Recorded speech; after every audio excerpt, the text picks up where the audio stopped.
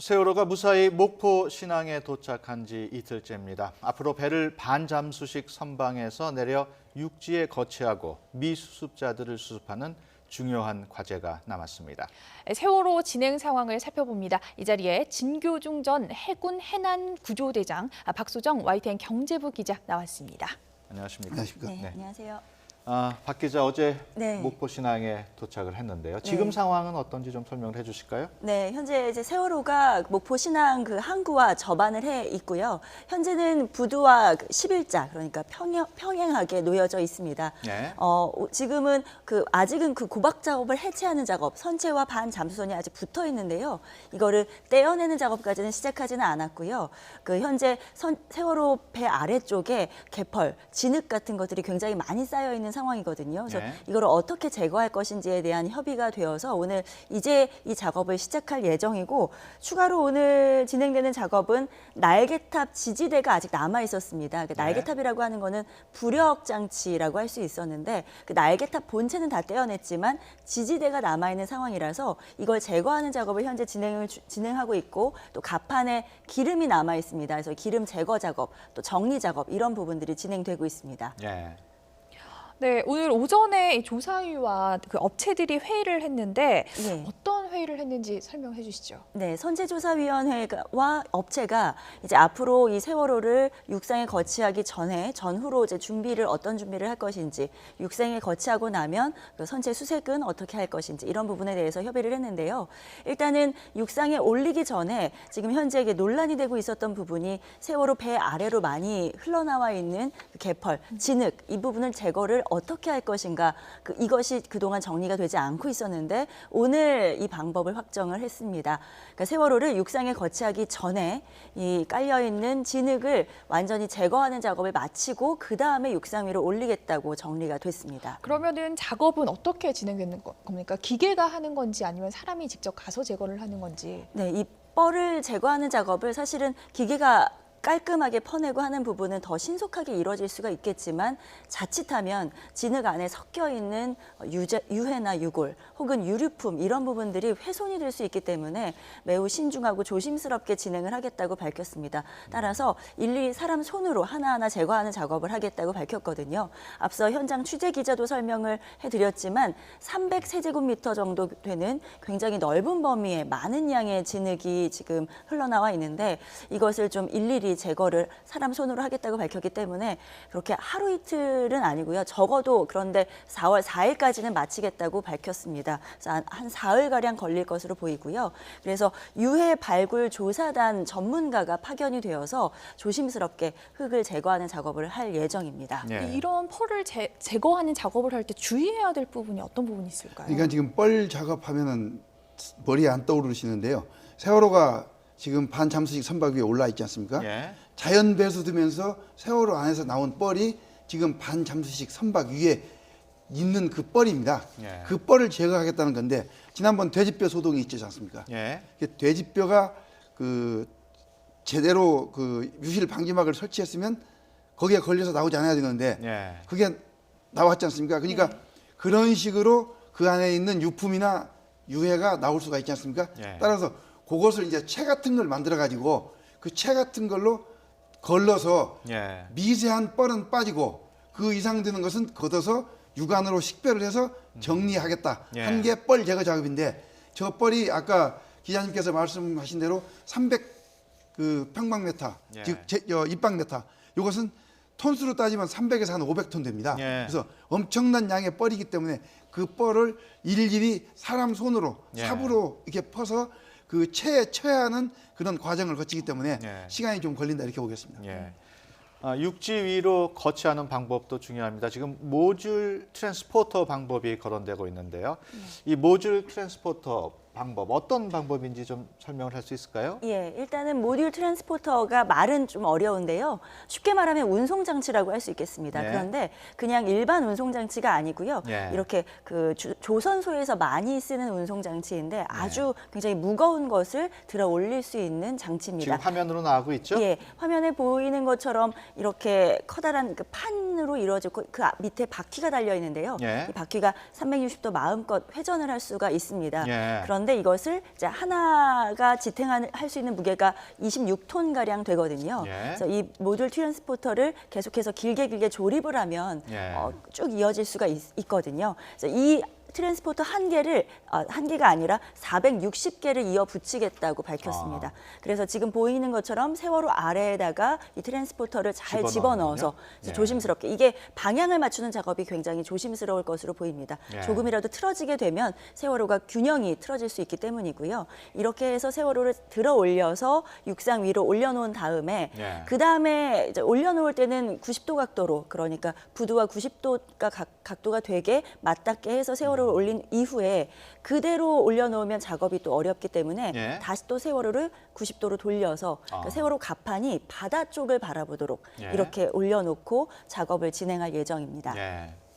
네, 아까 그 균형이 중요하다라고 얘기를 하셨는데 결국 이 수평을 유지하는 작업이 중요할 텐데 이 소조, 그러니까 조석 간만의 차가 가장 적은 소조기 때 하는 것이 좋을 텐데 그때가 언제쯤인가요? 예, 소조기 때 하는 이유는 그러니까는 한 달에 한 번씩 해서 이제 총 2번이거든요. 예. 밀물, 썰물이 있지 않습니까? 그것도 이제 소조기, 중조기 되게 사리하고 조금.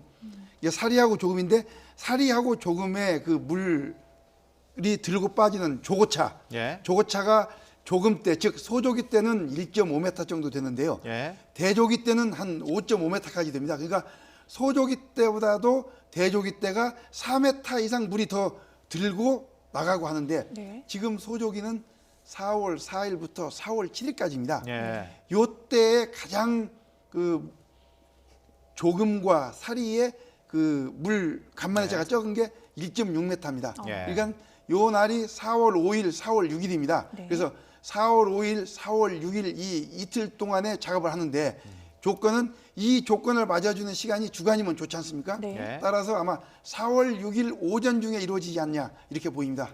예. 예.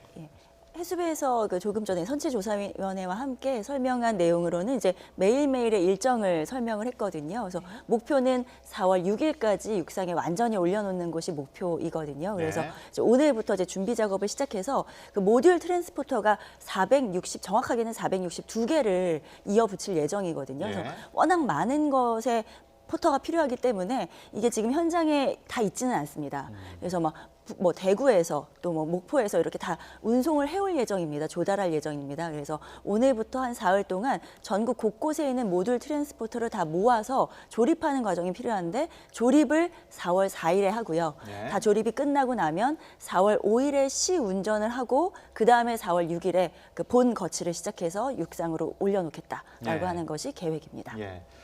평형수 얘기를 또 안 할 수가 없습니다. 침몰 원인을 규명하는 중요한 요소이기도 한데 이 평형수 600톤 가량을 배출한다고 지금 전해지고 있거든요. 네, 그렇습니다. 그 이유가 뭔지 네, 궁금합니다. 뭐 현장에서도 잠깐 설명은 드렸습니다만 지금 세월호 무게가 10,000톤에서 13,000톤 사이로 추정이 된다고 합니다. 그래서 이 무게로 육상에 온전히 올려놓는 것이 쉽지가 않은 상황이어서요.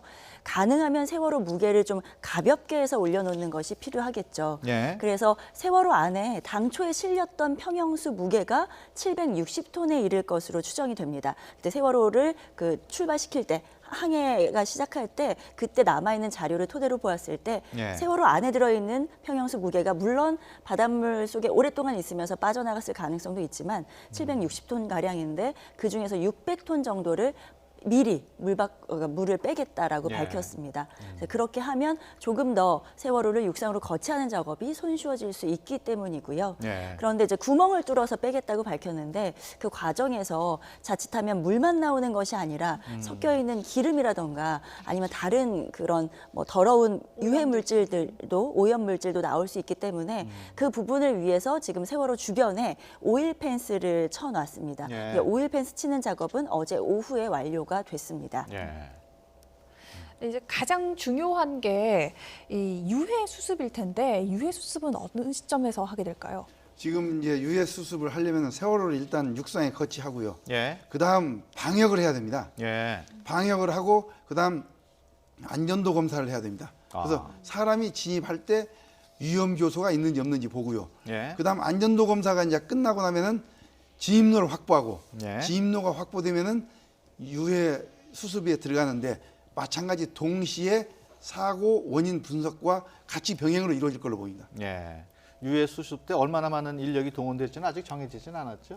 지금 현재로 밝힌 것은 50명 정도로 얘기가 나오고 네. 있고요. 이 부분은 그 업체 측과의 계약 문제가 있고 하기 네. 때문에 또 해수부에서 또 추가 인력이 동원될 수도 있고요. 그래서 오늘은 그 50명에서 플러스 30명 이렇게 이야기가 나왔는데 이 부분에 대해서는 오후 2시에 또 브리핑 때 네. 정확하게 또 질문이 나오지 않을까 생각이 듭니다. 그 유골 수습이 전쟁 피해자 유골 발굴 방식이라고 하는데 예, 예. 어떤 방식인지 좀 설명을 해주시죠. 예, 아까 그 개펄을 제거하고 진흙을 제거하는 방식 때도 말씀을 드렸는데 그만큼 이제 조심스럽게 이루어질 것으로 보입니다. 예. 그래서 일단 진흙 제거하는 때부터 유해를 발굴하는 정도로 정밀하고 세심하게 하겠다고 밝혔고요. 그런 다음에 이제 선체에 대한 수색이 이루어지게 되면 그 안에서 혹여라도 이제 유골이 발견되게 되면 그때는 그때 이제 유해 발굴 전문가가 또 투입이 돼서 훼손되지 않도록 그리고 네. 유류품도 훼손되지 않도록 아주 조심스러운 선체 수색 작업이 이루어질 것으로 보입니다.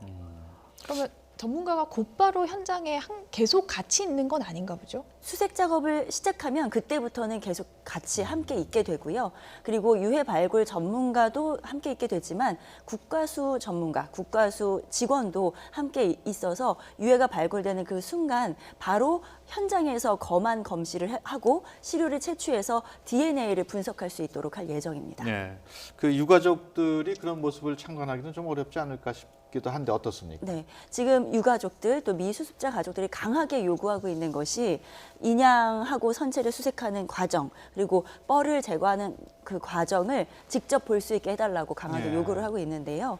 오늘 선체조사위원회에서 설명한 부분으로는 희망하는 사람 모두를 참관하게 하기는 좀 어렵다라고 해서 가족 중에 대표가 참관하는 방안으로 생각을 해보겠다 이 정도로 설명을 했습니다. 진 대장님 보시기엔 어떻습니까? 유가족들이 그거를 끝까지 그 과정을 보고 싶어하는 상황인 것 보고 같은데. 싶어 하시면 100% 지원이 가능합니다. 왜냐하면 그 작업하는 그 작업자들 있지 않습니까? 예. 헬멧에 라이트를 켜고 카메라를 부착하니까 예. 그 카메라를 큰 모니터로 해서 24시간 비디오로 보내주시면 실시간 다 볼 수 있고요. 아. 원래 잠수 작업도 실시간 잠수 감독관이 물속에서 일어난 일을 실시간 24시간 그런 식으로 보고 있고요. 위험한 작업을 할 때는 헬멧에 이 카메라가 부착되어 있고 라이트가 있지 않습니까? 그러면 선으로 연결돼 가지고 큰 화면에 밖에다가 해서 그걸 쏴주면 뭐 굳이 따로 네. 들어갈 필요 없이 밖에 있는 모든 화면으로. 분들이